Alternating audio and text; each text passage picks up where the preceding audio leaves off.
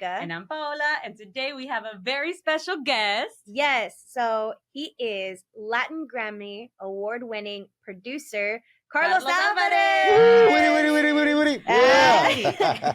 Now, I've been wanting this interview for I don't know how long. We've been talking. We've been trying, yeah. At least 3 months trying to schedule a date. I know. Finally, por fin se nos hizo. Por fin se hizo la cosa.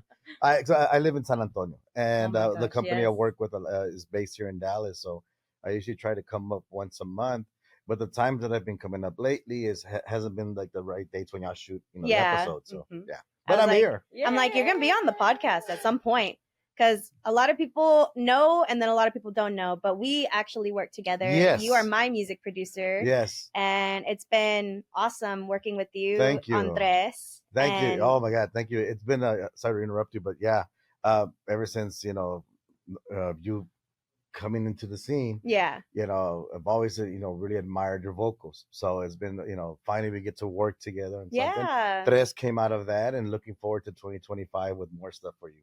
Yep. Yeah. And we just talked about that not too long ago on the last episode. And I was just like, yeah, we're about to get back in the kitchen. We're about to start cooking. Hell yeah. Yeah. Super excited about that. Yeah. Some cool, we've talked some ideas already, Pao, and some cool things going to come out of it, right? Obviously some core things that she always does, but then also some things that I think people are going to like. I know. I didn't expect that. Oh my God. Yeah, I heard. I got a little sneak peek. All right. Yeah. I know a little bit about what's coming. Excellent. This is the one that I talk to the most about all of my stuff. I'm like, girl, like you're never going to guess what I'm going to do. It's actually going to be heartfelt and loving instead of all my freaking depressing moments. We're going to try, because I think all the writers that I know are all depressed. At this point, right? This weather don't help either. Yeah, no, they're all, out of love, heartbroken. Right. I know. I also find that it's harder to write about happy songs than it is about like dolor and heartbreak. Well, también, we mentioned this in the conversation the other day, me and Monica, that like audiences just gravitate esas canciones de desamor. Yeah. The heartache, the breakup. It's like the type of songs that you could just scream at the club and you're like, quiero llorar. Esa no. Yeah, exactly. Well, thank you guys for having me on. I'm glad to be here. Thank you for making it up. Awesome. I say down, but it's not. No. Yeah, making it all the way up here. And I brought the weather too, man. Oh, yeah. Oh my God. I don't know when this is airing, but it's really cold right now. Yeah. So for our audiences, we are recording a week prior to when this is going to air. Okay, cool. And we are in Grand Prairie in the northern part of Texas, where the weather is 28 degrees. Yeah. And we're probably going to get some 12 to 18 inches of snow. So when we're defrosted, we'll let y'all know. So hopefully whenever the interview airs, we'll all be thawed out, basically. So Carlos, we always like to start by asking you how you got into the industry. What was your upbringing in the world of music? Were you ever really was that always your passion, or was there a turning point in your life that said, you know what, this is what I'm going to do? I've been in the business of music since I was professionally 14, right before I turned 15 years old. Wow. So as a kid, I was like a normal kid playing baseball or whatever, and growing up, my dad would hear Vicente, my oldest brother would hear Vicente or Ramon Ayala, or maybe Grupo Más back then. That was him. And then my oldest brother would hear like Chicago, Tower of Power, stuff like that. Yes. And then a little bit of the pop stuff, right? And so then you got like that funk. Then my other brother would hear Metallica, Motley Crue, Rush. So it was a weird ass house, man. They're like, what? What am I hearing? So hearing all that, diverse, palette of music. And then me, oddly enough, the first song that I can remember here, like I liked a lot, that I would have on repeat, was by the Archies. Sugar, dun, dun, dun, dun, dun, dun, honey. Nada que ver with everything I've been doing for the last 20-something years. Your brother was over there headbanging. Your dad was over there crying. And the other one was dancing with the girls. And you're over there. Just yeah, exactly. Back in the day, there was back in my younger days, there was the Time Life books or something like that, like a on TV there'd be an infomercial, and they for only $1 a month or whatever. I remember those. And Yep, it was yep, yep, it yep. was so that song Sugar was the first track on that compilation, on that cassette, not the CD, Wow. the cassette. I thought you were gonna say vinyl or No, LP. cálmate, I'm not that old yet. But I mean, that's, growing up like that. And middle school, I was in band and, played trumpet for a little while. And high school, in high school, my freshman year, right going into my freshman year, I remember we would always we would always watch Johnny Canales Yes. on the weekends, Yes, always. classic. Yeah, but there was one particular, that one episode that year, Jaime Los Chamacos came out, and they played a song called Mi Música Favorita. It's a medley of old releases, and for whatever reason that caught my attention. I was like, oh, versus all the other times, right? I was like, oh, okay, that one. And a couple of days later, I remember coming home from school and hearing the raspa guy passing by, right? And I gotta go get some change. I don't have money, so I'd go to my parents' house, a bedroom, and my dad would always have some kind of a plate there with all his change. Yeah. So I grabbed some change, and some fell, and one fell towards the master closet, right? And I went over there, and when I picked up the whatever it was, the peseta, I don't know what it was, and I looked in the closet, and I was what is that? That looks like that thing I saw in Johnny Canales the other day. It was a button accordion. I never knew my dad had a button accordion in his closet. Anyway, went to get the raspa, and then came back and grabbed, and I was like, messing with it. My mom came home from work and she heard me, ¿Qué estás haciendo? No tocas eso. Te va a regañar tu papá. No, no, no. So I left it back over there. And then and then weeks passed by, and throughout those weeks, I started just messing with it before she came home, because I was always the first one home. My brothers were out doing whatever they were doing. My older brothers, I was the youngest, so I got the accordion, messing with it, and I learned a little song or something, intro. Dad came home one day, and I just like surprised them, played something, and they're like, "When did you learn that?" Da da da. And from there, that I fell in love with the button accordion, and that was my freshman year. I have a quick other story. I remember taking it to school. I was in band. I was in marching band. So I remember outside of band hall one after school, I was playing on it, and the cheerleading squad was over there, and the dance team was over there on that end. And like the main cheerleader, like, she like walked over towards me. So Your motivation. I know, dude. I was all like, Motivation. and she saw me, and then she just kind of looked at me, and she went back. And then the next day, I had her for first period class. I forgot what class it was, literature or something.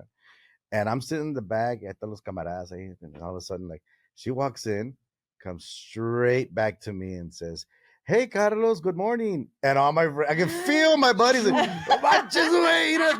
she's talking to you. She's talking. And I'm like, "Hi, Liz, how you doing? Good morning." And she's like, "Hey, you play accordion real good. My dad sings in a band, in a wedding band, and they're looking for an accordion player." Man, right there and then, I was like, I don't know. I don't care who you are. Yeah. I want to meet your dad. Yeah. No, for sure. Move aside. And she It ain't about you anymore. And she literally said, and she said, "Give me your number." They heard that.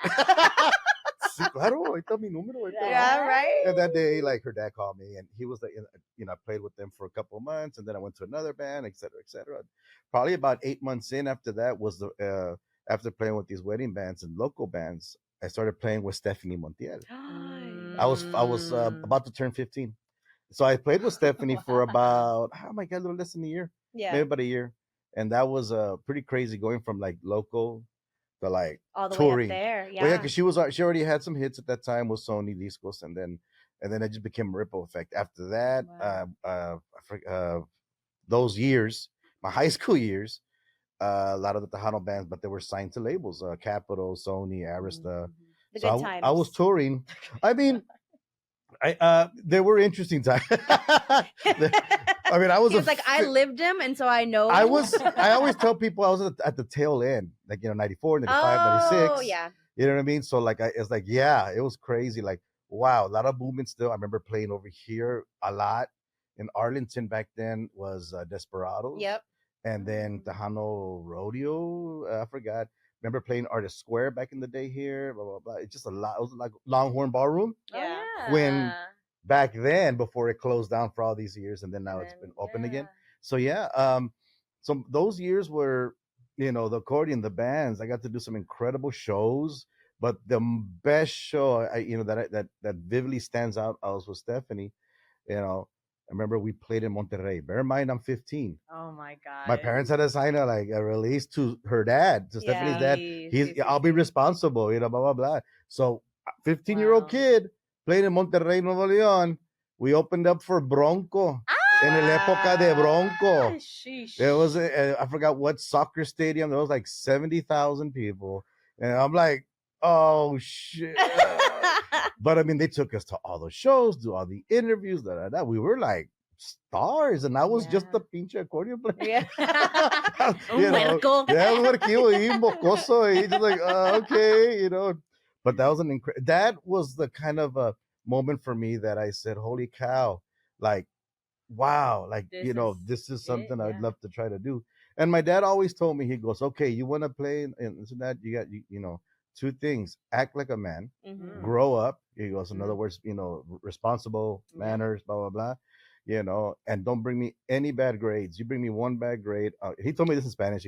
He told me, I'll burn that accordion. I'm like, it was his accordion. Like, what do you mean he's gonna burn the accordion? So he was serious. Wow. So like, so that to me, like at 15, was like, oh my God. And that was his way of work ethic. You know what? Grow up, act like a man, discipline, organization, that. Good. So I did that, and then I graduated high school somehow, some way. Oh, I used to play with also Eddie Gonzalez. Nice. So that Disgusto track that went that album. Yeah. Like I was a keyboard player, percussion player back then. So I was with Sonny. That's where I know Sonny and all them from back in the day. Yeah. And I remember recording that album. It got mixed. We're hearing the mix, and I remember saying, "This is otro pedo, dude. This song is gonna take you places." By the way, I'm gonna give you my 2 weeks. I quit because no era mi onda. Oh, wow. But I mean, the album, I was like, this is gonna change his career. Wow. This is gonna do. But it wasn't me. And Sonny got it. He goes, "Hombre, I always knew that you weren't, like gonna be dancing like us, jumping around." Which he still does. And he still does at 47 years old. Yeah, and he looks great too. He's kept his image. And so and I did the gig, and I said, thank you very much, and I quit, and then I graduated high school somehow, some way, went to college, and I was in jazz band, but I wanted an easy elective. So I took mariachi. That's easy. Yeah. Bruh. I walked in with an acoustic guitar, like a steel string acoustic, and the professor looked at me and he says, "Give me that." Okay, and he gave me a vihuela. I thought, what the hell is this? I thought it was going to be an easy class. It was the hardest class ever, but I fell in love with the genre. I fell in love with everything. What I loved more was that the way Juan Ortiz taught the class was, he goes, everybody here is going to understand or know what the song's talking about. So he passed out the lyrics of the song. Si nos dejan, songwriter, Jose Alfredo Jimenez, and he'd say the phrase in English, Spanish, and then translate it in English. See, we needed that in Latin American ensemble. I think I would have been a little bit better. Yeah. I mean, and for me, I was like, to be honest with you, like, I really didn't speak much Spanish, back then, and that's with my parents from Mexico. Yeah. And did you grow up in San Antonio? Grew up in San Antonio. Yeah. The youngest of three, and 22nd story. My parents, basically told me why, they kind of let me assimilate. Was my brothers in the 70s, when they were in elementary, they spoke Spanish, they'd get hit. Yeah. Right. Yeah. So like when I was born in 78, deja que mi hijo habla mejor inglés, para que no batalla. Yeah. Para que no batallen. Good, bad, right, wrong, who knows? But whatever. I mean, I still love the culture and the music and everything. And when I got to mariachi, in community college, it changed my life, and it made me, realize if I want to be in this, like I should do at least some effort to speak the language that I'm, performing. Yeah. And I threw myself, how do you learn French? Go to France kind of thing. For me, in Spanish, I just switched everything to Univision or Telemundo. So like I was watching the news, I was watching novelas and I was just el pronóstico de la noche, okay, the weather, the climate, the clima. So I, my own little informal way of kind of like understanding. And then I would read back then we had magazines, guys, actual physical magazines. Radio Música, Banda Max, TV Notas, and I see Maribel Guardia half naked on the cover. Why is she half naked? I need to find out. I need to read. El 31 de agosto. You know what I mean? I'm like trying to figure out. So it took me a couple of years, and I tell people that I was like 24 the very first time I had a one-on-one just by ourselves conversation with my dad. Because all the times my mom had to be there, or my brothers had to be there. Like I was trying to talk to him. ¿Qué dice el niño? Because I try and I was saying it wrong. But I remember I was like 24, 25, something like that. And that was, I remember like, ¿qué haces that? Spanglish still. Right. He goes, no, mi hijo, aquí en la casa. No, pues vamos por unos tacos. Se canceló la clase del colegio. Ah, okay, vamos. And I realized after breakfast, like, oh shit, it was just him and I. Yeah. So that was cool. And I've been playing, back to mariachi. I've been playing mariachi 27 years now with Campanas de America. I'm still technically a mariachi. I tell people I fight crime on the weekends, one quinceañera at a time. And weddings too. I've seen you do weddings. Sí, claro. So I put on the traje de charro and, still do that. Wow. Graduating college, wanted to find a gig on the business end of music, with the label, with the public. I lucked out. I during my college years, I did some songwriting and got a check in the mail one time from BMI, a writer's society, for like $284. I'm like, what is this? It's in my name. What is this? And I looked into it. It's like, oh, royalties of a song that you wrote. Like, ¿qué? Like, this fascinates me. What do you mean? And so I looked into it. I researched, I learned, and I said, the business side of music intrigued me. And studied, graduated from University of Incarnate Word in my BA, and was fortunate enough 6 months later to land a job with a very established songwriter in the regional Mexican world, Ramon González Mora, who lives in San Antonio, wrote huge hits for Conjunto Primavera, Bronco, Si te vuelves a enamorar. He wrote that. He wrote stuff like 4 hits for Primavera, for Los Mismos, just Los Reileros del Norte, some of the Azteca bands, that I work with. So he's, he gave me an opportunity, and I was there in his office, literally shuffling papers, understanding the business of music, learning. He opened up a label, threw me into radio promotion, and learn. All at the same time, working mariachi todavía, recording in the studio always, and little by little, understanding what the role of producing is, writing, and A&R, right? The creative aspects of things. Now, that's been a good 10-minute talk right now of what I've been doing. No, but your whole career is just back to back to back to back. I really believe I've been fortunate. Yeah, honestly, I'm blessed. That is, yeah. And not only that, you were, within the last couple of years, you were the former president of the Grammy Texas chapter. That was crazy because you think about eventually, you youngins here. Yes. Please tell us. You'll start thinking about man, how can you give back kind of way, blah blah blah. Right. Me and the family help the food bank back home and stuff like that. Elf Louise and stuff like that. But creatively, what about what can I do? And it just happened by chance. When I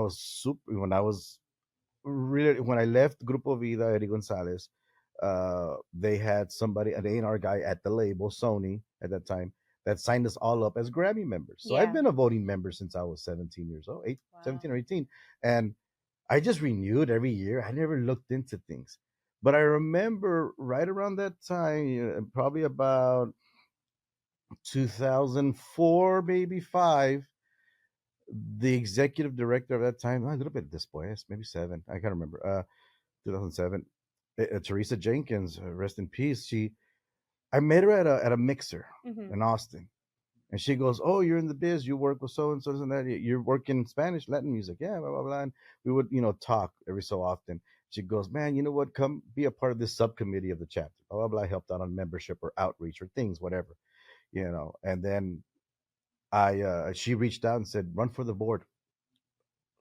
Hombre, what do you mean run for the board? Hombre, I don't have that kind of resume career, this and that, And she goes, "Hombre, you need to be a part of it. We need, more Latinos in that presence there." Okay. ran 3 times, never, nada. And I have to thank her, the fourth time I ran, her and Paula.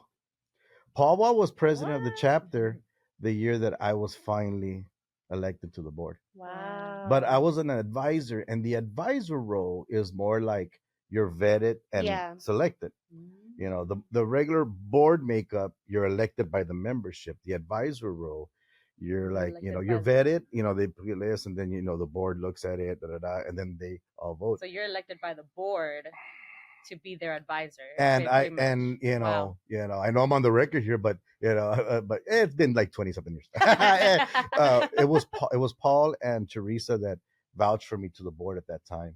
And they all elected me as an advisor. And it's crazy because from advisor, like in a year, went to the regular board, makeup seat, went to VP in the third year, and then by fifth year, I was president of the chapter.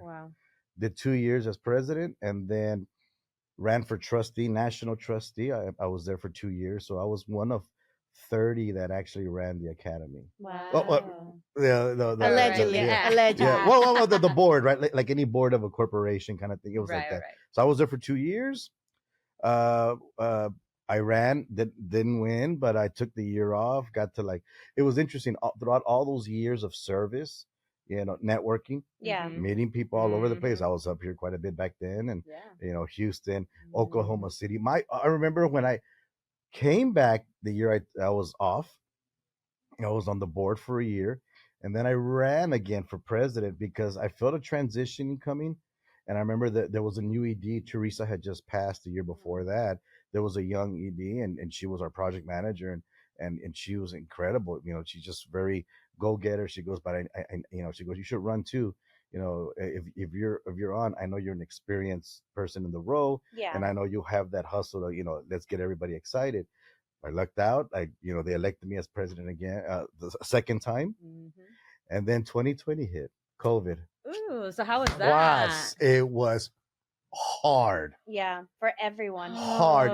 Imagínate, because in the music community, you're thinking about people that, if something happens within the industry, right away, there's probably 2 or 3 entities people look at for support. And that one of them is the academy. The academy, yeah. So when I was so people reached out for help, and we're like, how can we help? Yes. And I remember the board getting together on Zooms, more Zooms, and more Zooms.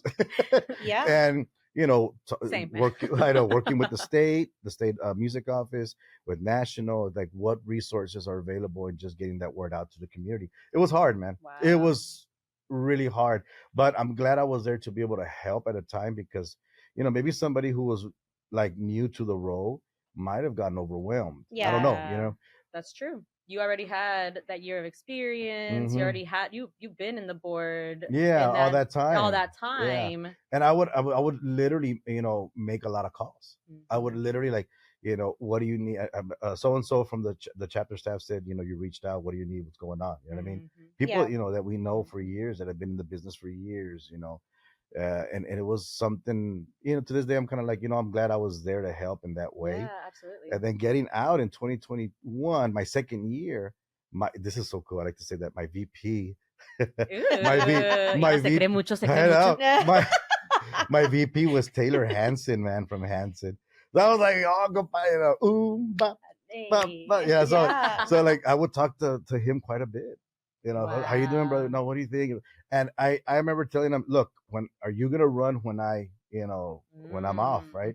He goes, yes, great. So I would always, hey, I remember telling him, this board meeting, you take the reins. Yeah. So you can get into the groove, get the feel. And I remember when he was elected in, and before he had orientation, I remember him telling me, man, we should jump on a Zoom or something and have a conversation. You can fill me in some more on what I should be looking at. I said, screw that. I'll fly up to Tulsa. He lives in Tulsa. So I flew up to Tulsa, and I spent the day with him hanging out, man. He is an incredible individual. That's awesome. He's loved in that community. He is so involved with so many different charities and things. And I was like, wow. Yeah. That he doesn't publicly, not that he doesn't want to, but he just does it out of his heart. He just, I'm helping here. He goes, speaks, or him, he does this or sends his team to help with some other charitable Wow. endeavor or something in the Tulsa area. It's incredible. Yeah. And he served 2 years and he's a trustee now, for the academy. Yeah. Incredible. Yeah. Wow. That's So awesome. like 2 takeaways that I have taken from your experiences. One is knowing your passion, knowing yourself, because I think that moment where you were like, you know what, Eddie, that's not for me. I'm going to go a different direction. I think that propelled your trajectory. If I would have like, stayed, man, and not taken mariachi, I wouldn't be here right now. Yeah, Yeah. exactly. Mariachi Exactly. changed my life. I tell that Mhm. 2 reasons, two main things. Met my wife. Ooh, Okay, okay. she used to play mariachi, so we've been married 16 years now. Congratulations. Thank you. And honestly, it made me want to learn Spanish. Yeah. Like you know what? I need to throw Yeah, myself and you in. pursued your path, Mhm. and that's something that I've been learning myself. It's like, okay, you have to take the risk. You have to like know what you would like, what your heart is telling you to do, what your passion is, and then things just line up, and it's just like, this is where I need to be. And then the second takeaway, which I'm starting to realize as well, is the power of community. Yeah. The power of leaning on your community and networking connections. One thing I've learned most definitely amazing. is that I've gone to so many mixers in my life or events, and you go out there, shake a hand, pat a back, kiss a baby, kind of thing. Yeah. Yeah, and you Yep. meet somebody. That doesn't mean you're gonna do something right away. Right. You know what I mean? But Eventually, you have that connection. Yeah, I've learned to understand how to grow relationships through all these years, and it's like, you know what, this person. I remember it's happened many times in calls with team, with you guys. Yeah. Like, oh, we want to do this or thinking of this. I remember this person. Like, ¿sabes qué? Here's contact so and so. Yeah. It's always happened. Well, I always. mean, that's ultimately how we met too, because I met you officially. Like, we had been social media all throughout, and then officially met you doing an interview for another podcast. Yeah. With Gibby. Oh, that's Gibby's right. Roundtable. Yeah. Hey, shout out. And that was with me, Demi Garcia, I met Juan Trevino for the Right first there. time, and that was the songwriter for Este Dolor, Uh-huh. my very first single, who one of my won his favorites. Grammy. So I produced this album. So Yes. yeah. So Shout out to Juan Trevino. yeah, shout out to Juan Trevino. I'm looking for another song. Oh no, he knows. He knows already. I'm like, I'm just letting you know, because He he's knows. my favorite songwriter. He's great, man. Just saying, he's one of my favorite songwriters to work with, because his Amazing. songs are just so passionate No, I and love so Este Dolor. meaningful. And so yeah, I got to meet you through that roundtable talk, and then I told you straight up, because you basically were like, okay, give it to me straight. How do you feel about this and this and this? And I'm like, this is shit. This is okay. This is how I am. Not too many people know me like this. And so I think with us meeting and just being real, it really helped us to work together and be like, this is what we want to do. There's certain times, conversations where you can have some kind of political stance or in the sense of, like cordial manners and all that. Yeah. The time when you come to work together, it's kind of like, look, put on the table, man. Yeah. Like, this is me. This is how I work. And with artists, I always, if I'm producing or even stuff through A&R, like I'll send songs and I'll tell you, I think I really feel this one for you. Yeah. But you gotta tell me you don't like it. If you don't like it, you're not gonna hurt my feelings. Yeah. Because I think I've told you this before. Yeah. that it's not me up there singing that song. It's you. Yeah. You're gonna have to be the one. We've had many a conversation about like, but then I'll go to my parents. I'm like, because the people pleasing side of myself comes out. Yeah. Sí, Because claro. you just want everything to run smoothly, right? And there's been so many times, and we've talked about this. There's been so many times when I've worked with somebody and they've taken it really personally. And so whenever I started working with Carlos, he was like, you're really not going to hurt my feelings. Like, it's going to be okay. Are you sure? He would ask me though. He's like, are you sure you don't like it? Just so I know, just so that we move on. Yeah. And so I was like, yeah, no, I'm not feeling this one. He's like, Chingo, okay, let's move on. Yeah. It's better that way. And from a See. creative aspect, you have to sing it on stage. yeah, But if there's something that if it's a song that I feel, man, this could be a great song for you, then I'll like. which a lot of them from the EP have worked out really well. And then the Diosas and Tejas project. Yeah, that was. You know what, that was a really cool ass. I'm very proud of that project. Yeah. And also like just because like y'all like really y'all me salió el redneck. That first and foremost, like the stigma or the viewpoint of people in the industry of like, female artist, female project. It's always like It's that. always been. And you know what?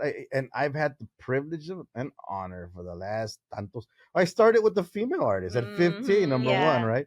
But like the last several years, 5, 6 years, I mean, I've had the privilege and honor of working with some fucking incredible female artists. Yeah. Amen. Like, seriously, like, and it gets me excited about working on a project. We find the right songs and that, I remember that I had these, maquetas, these pre-production of these songs of the project of the Osas, and I'm like, I remember I showed you two, Yeah, and you're like, this one, because I remember seeing these two, man. I think fit you, Moni. Esta way, okay, chingo. And then when I was, and then the key changed too, because it was originally lower, and I was like, Carlos, too low. Yeah. Pass me the mic. Well, no, and I'm glad because she liked it. Like she gravitated to it. She made it her own. Yeah, and the other artists did the same too. Yeah, right? they were phenomenal. It was a great project. Soon gonna have a meeting with the company. I hope I can do volume 2. Yeah, but it was so even oh my god, this is so cool. I get excited. How giddy you because are. I feel like in a certain sense, it was kind of the underdog project of the year. And your song, organically, I get a call from a buddy from LA. ¿Qué onda, bro? What's up, Santa Rosa? ¿Qué onda? Hey, man, I just saw your credit as producer of this project at Diosas in Texas. ¿Sí, qué onda? Tell me more. Tell him about it. He says, these 2 tracks, I'm going to add them to programming. Cali 93 FM. Which is it's the incredible. Cumbia station in LA. And it was one of them. I'm like, really? You're going to add them? Yeah, man, there's a cool groove, the vibe. No, okay. I'm like, priority projects, artists in any label get all the attention, right? Yeah. And we did what we did over here. We did a bunch of interviews. We did Zooms. We did this. We got media, regional attention. And then you have a major radio station from LA. Said, Papi, lo vamos a tocar, vamos a agregarlo. Yeah. What? And this is the baby that just keeps on giving, because ultimately we've gotten on the Hunnell Gold countdown. Yes. It's been awesome, and it's still on top right now. And this was digitally, back in May. Digitally it does incredible. A lot of people that I speak to love that project. And then going back to talking about, I've had the privilege of working with these incredible artists right now. Besides Monica, I'm producing stuff for Jackie Rivera, who's Jenny's youngest daughter. Yes, and that great. Yeah, man, she's got a huge heart, man. She's incredible vocalist. And I feel like just. That's gonna grow, and then hadn't worked with Lupita Infante también all these years, which we had those 2 Grammy nominations with her. Yeah, I know. Natalia Lafourcade beat us, man. Hey, but to even be nominated next to those amazing opportunity. So my old boss Ramon used to, he was nominated as a writer for Regional Song of the Year many years ago, and he was up against like 2 that were like, how did you get there? Like songs. And then there was Joan Sebastian. And, and it was televised.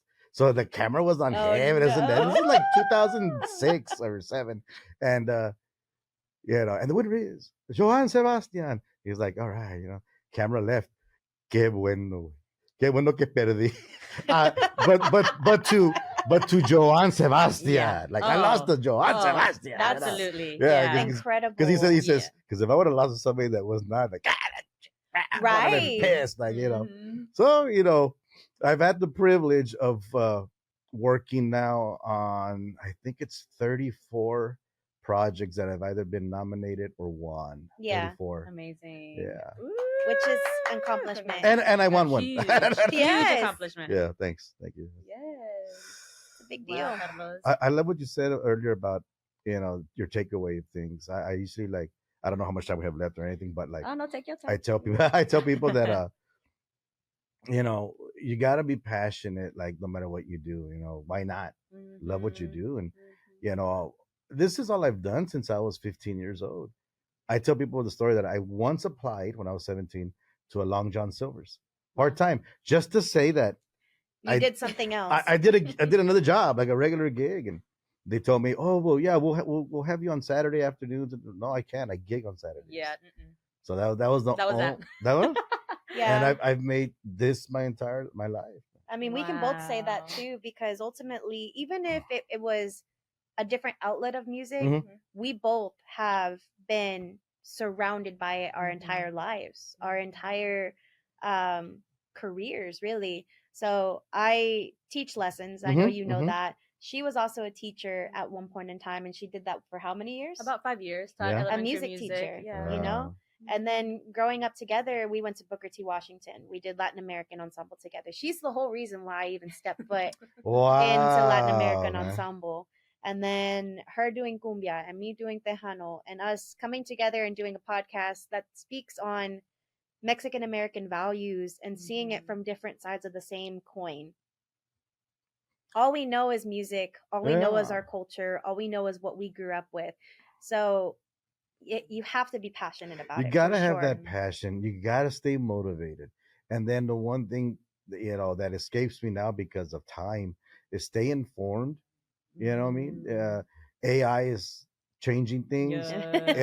So how do you use that to your advantage?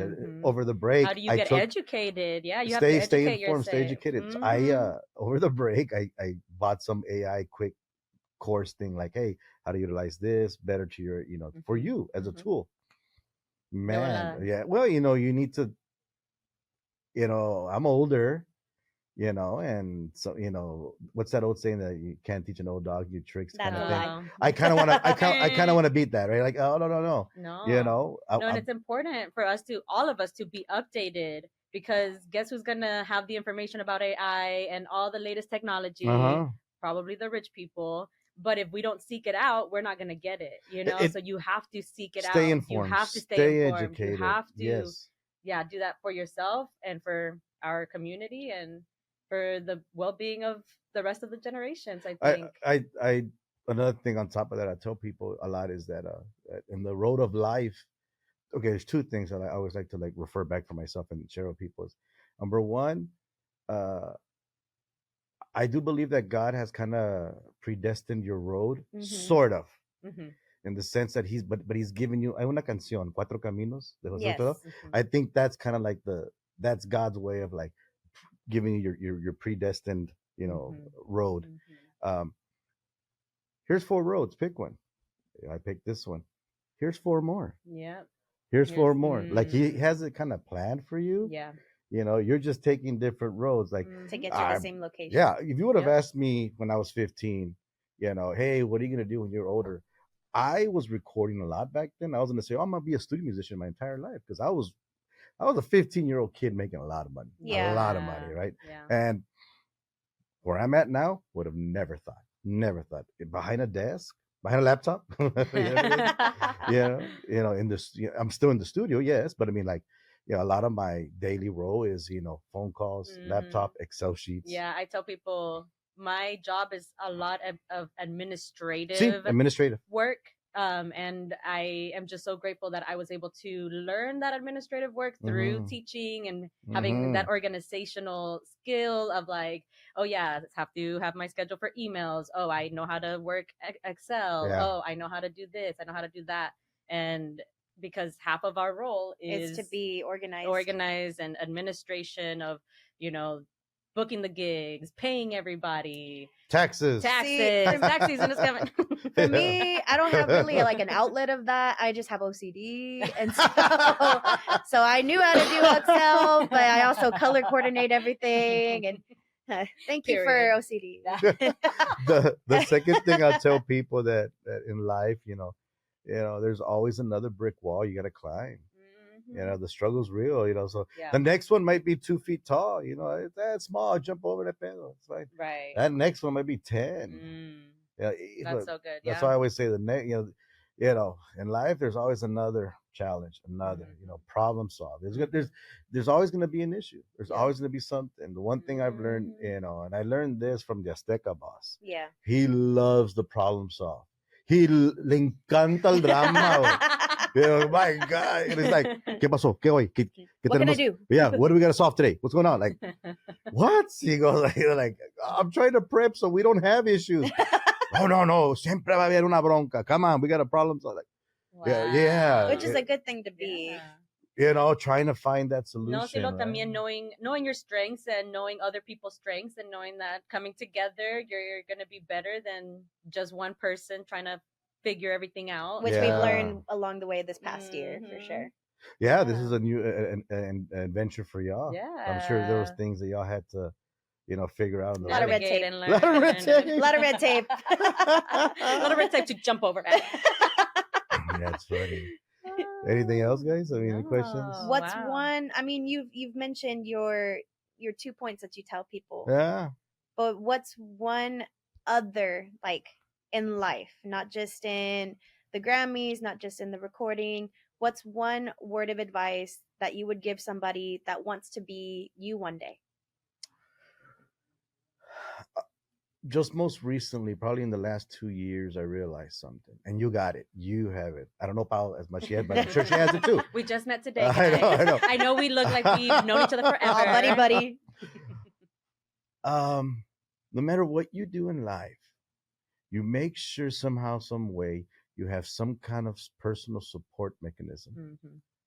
It could be family, but there's people out there in the world that probably don't have their family, or whatever. But some kind of personal support mechanism in place. Yeah. That's important. Yeah. I've realized that here in the last couple of years. You got to think about what I've done since my teen years all the way through my 20s, gigging and being away from my parents. You know what? They're older now. I still have my parents. I'm blessed, but they're older. They're Amen. older though. They're older, and I try to spend as much more time I can because I missed out a lot in my 20s with them. Right. Yeah. I have my family, my wife and daughter, and I made it a point, now to be. My daughter's gonna turn 16 next month, and I'm like, holy cow, cómo se fue el tiempo? Yeah, it really does. I was like, holy crap, man. You know what I mean? So I'm like, but I've been there for, I'd say, every choir concert except for one. No, I've been to all of them. I've been to all of them. She's in choir and theater stuff. Amazing. But I did miss one field trip, like her first grade year. That to this day, well, you didn't go to my first grade. To this day, I do still remember. It throws in my face. I do the same thing with my dad. My dad's only ever, and my dad's in the studio, guys. My dad and my brother. My dad's only ever missed one gig. Only ever one gig. Yeah. But I don't ever throw it in his face because there's reasons as to why he. No, sí, claro, I entiendo. Yeah. But as you get older, you start to realize like those are important. And for those that work in an occupation, doesn't have to be like in music, but an occupation that takes a lot from you and away from your family or from the personal relationships you want to be with. You need that personal support mechanism. Yeah, absolutely. Yeah, you really do. Because no matter what happens in the job, you're gonna have the broncas, you're gonna have these issues or whatever. You want to come home to a base of like tranquility. Yeah. Home is not always going to be, relaxed, but you have some kind of, you can come home and, in case I'll give you a great example. During COVID, we were all at home, right? I converted one of our rooms to like a home office, gutted it, painted it, brought in all this furniture, and my wife and I worked from there, right? And if there was an issue, personal, whatever reason, whatever, it was in there. Mm-hmm. We step out of that room. It's over. Yes, porque la casa es la casa, el hogar. That's so important. Yeah, to have your own space where you can just release everything. Mm-hmm. Me and my husband also, we don't bring any drama from the outward. I mean, I'll tell him all the cheese man. I'm like, babe, can you believe? Yes. Fíjate. Oh, we do the Pero same. ¿quién soy yo para juzgar? Oh, we're the same way. No, claro. You need, and I'll say also find some kind of item that's not related to your occupation. Yes. Where you can get away from. Dude, and I'll even go one ahead. Find friends who are not in your occupation. Yes. Absolutely. Surround yourself with people who are not in your type of field, and you're going to expand your world so much more. And it really does. Yeah, because I have friends who are realtors, who are teachers. But surround yourself, and this is true. You've heard it probably so many times on TikToks and things. Surround yourself with people that are more successful than you, or just Right. inspire you. Yeah, That absolutely. inspire you, man. Absolutely. I've got a couple of colleagues, man. One's up here, one's down San Antonio, another one's in New York, another one's in LA, and these are the people that like I need to talk to every week Mm-hmm. because their Mm-hmm. drive or what they're doing inspires me. Yes. Yeah, Yeah. that motivation, that fire. It's Yes. like, ooh, I'm trying to keep up. Let's go. Like, and when we're all up, like, it's just so much better. Yeah, and I've learned these many years, these last bunch of years that and I've never wanted to realize it.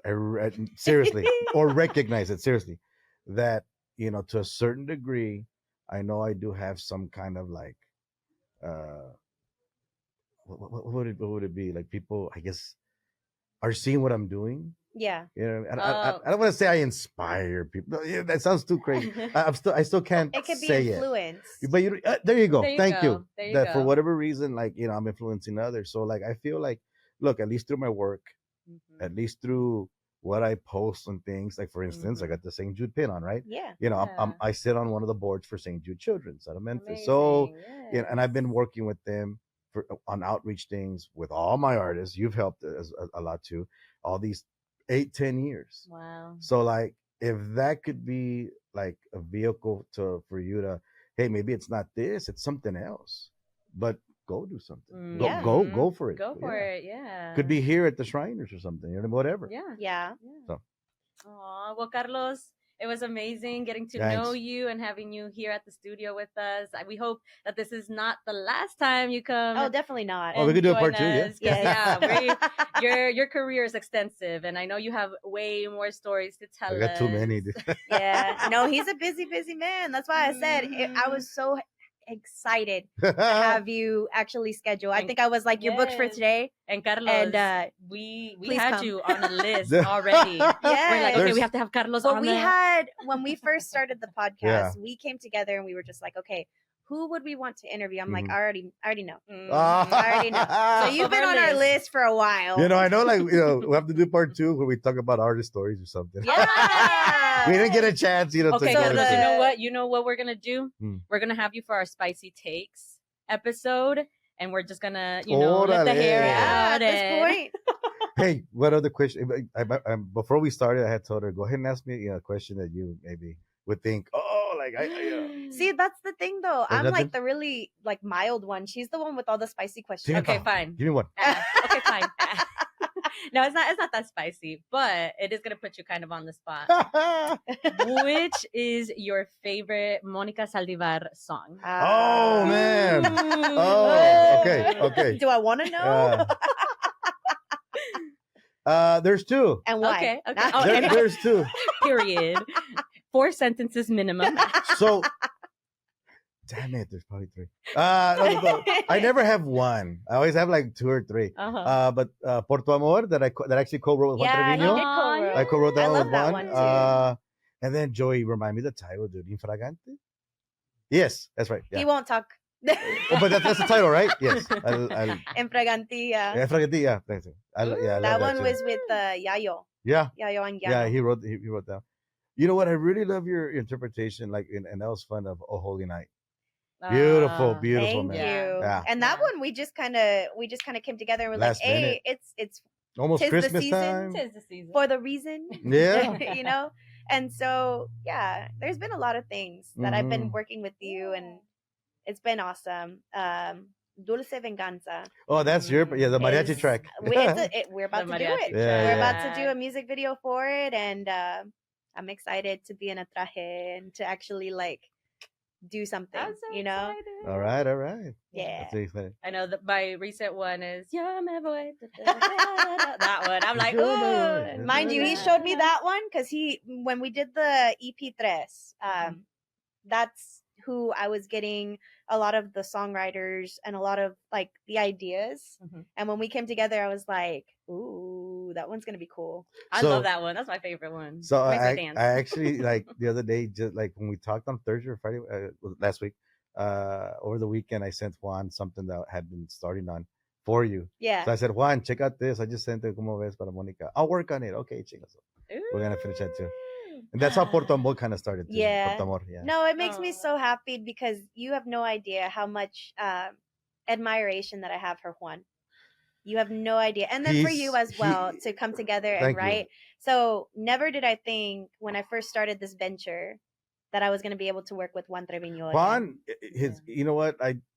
He's an incredible singer-songwriter. I mean, I tell people, like, you close your eyes and you hear him sing. Yeah. You're like, holy cow. Esa voz. Which he's not just a songwriter, he's a performer. He's an incredible well. singer. Like, just a beautiful voice, beautiful. And I've had colleagues from all over, like, just, we were in Memphis for something with St. Jude, and there was a piano, and he just, like, a couple of people from all over just hanging out, and I said, hey, cántate una. Yeah. Sat down, and he sang a little bit of, I forgot it, an Intocable song. Dime por qué no haces nada. Blah, blah, blah. But he had this voice. It just filled the room, and everybody's like, oh. Yeah, no, we're going to have to get him on the podcast. Oh, yeah. Juan, if you're watching, yes. He will. He will. Schedule you in. Yes. No, it's always cool to know that I've gotten to work with somebody like that, and for him to win his Grammy, and for you to win the Grammy as well. That was, it was a lot of Juan, an incredible artist, incredible, producer in his own sense, a writer, and working, been working with him on his stuff for years now. When he got his first Latin Grammy, was as a writer in Best Regional Song. He was up against some incredible writers, and understanding the process, he just like, for that committee to like say, man, this song matches against these people, and he won. The voting membership said that's the song. Yeah. Wow. Siempre es así, great song. And then this past, 2023, when we worked on his album, that was, I mean, we started creating some kind of fusions. I said, ¿sabes qué, bro? He's a big La Mafia fan. Yeah. Right? And he knows them personally. He said, you know what? Let's throw some of the keys in these rancheras. It's un poquito like what Mando would do in Mafia. Yeah. Find our spot. Do this and that. Hey, let's get Nacho and Monterrey on the, and Rudy and Hey, and they just came together, and God, some incredible. Obviously, nothing happens without an incredible tema. There you go. Una canción, you know what I mean? Como empiezas a olvidar.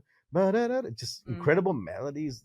Oh my God. Yeah. It was a lot of fun working on that. And I had told myself, because that year it was in Sevilla in Spain, but I know this might sound so arrogant or stuck up, but like I said, I'm not going. I'll go if I have at least 3 nominations. Yeah. Like I only had 2. To me, I only had 2. Hey. Like shit. You're like, well, I guess not this year, next year. So I didn't go. No, I didn't go. I mean, that's real though. I mean, that's just part of the creativeness. It was just goals, like, said for myself, Juan says, "Estás pendejo." Yeah. So he went, That sounds like something. Yeah. And I remember we had like in San Antonio in the office, we had like a little, like, because it was in the morning. Yeah. So, and it was evening over there. So like, I had like, I think it was like brunch. So we had like pastries and cafe, and some of the guys that worked on the project and some friends hanging out at the office. That's sweet. And we were just there like streaming, watching it. Yeah. Y el ganador es, Juan Right. Treviño. Yeah. It's on my Facebook somewhere. I said the F word. We're gonna have to get that video so we can show our viewers. Definitely send it to us so that we can. I'll figure it. Yeah, I'll try to find it. I'll ask Juan. He probably has a screenshot. Right.